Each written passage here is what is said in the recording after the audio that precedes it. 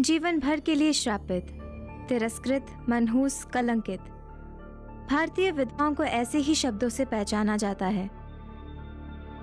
ऐसा ही जीवन श्री कुमारी को झेलना पड़ा जब उसके पति की मृत्यु हो गई।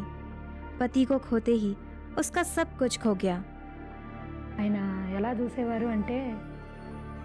वो मेरी इतनी अच्छी तरह देखभाल करते थे कि मैं अपने माता पिता को भी भूल गई थी।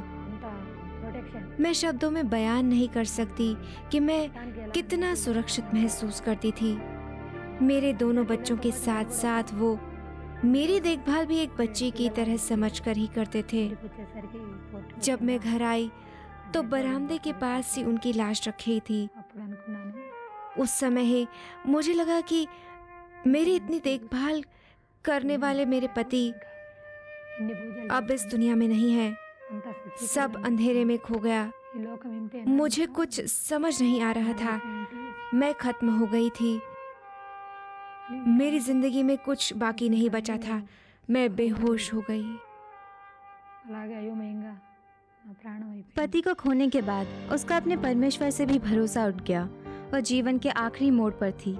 उसने न केवल अपने लिए बल्कि अपने बच्चों के लिए भी एक निराशा भरा कदम उठाने का फैसला किया।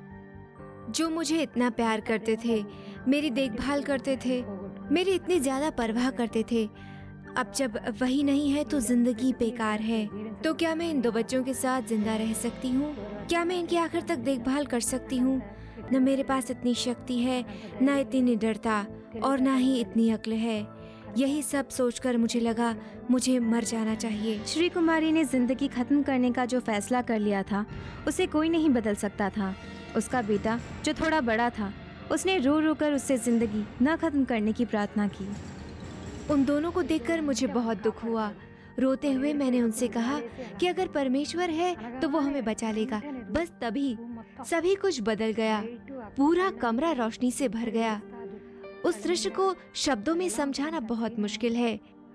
आज भी वह दृश्य मेरी आंखों के सामने घूम जाता है।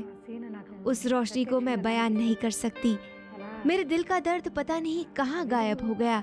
कहाँ मेरे आंसू गायब हो गए, कहाँ आत्महत्या का ख्याल गायब हो गया, पता नहीं। मुझे एक नई जिंदगी मिली, नई शक्ति मिली। अपना जीवन खत्म करने के विचार को हटाकर वह कुछ और ढूंढने लगी। किताबों के ढेर में उसे एक बाइबल मिली जो कभी उसका भाई छोड़ गया था।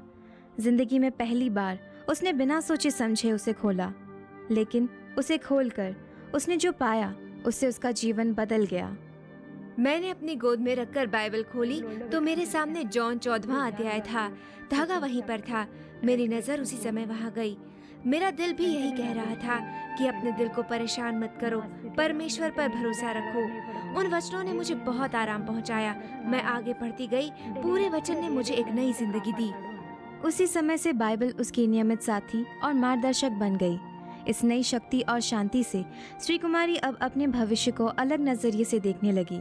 उसके साथ काम करने वाले लोगों को बहुत आश्चर्य हुआ जब वह काम पर फिर लौट आई। मैंने सोचा भी नहीं था कि वह ऑफिस आकर फिर से लोगों से घुल मिल जाएगी। वह अकेली होगी और वह बहुत कमजोर इंसान थी। अब वह जिंदा था तो वह कभी भी अकेली जाकर कैंटीन में खाना नहीं खा पाती थी। उसे हमेशा एक साथी की जरूरत पड़ती थी।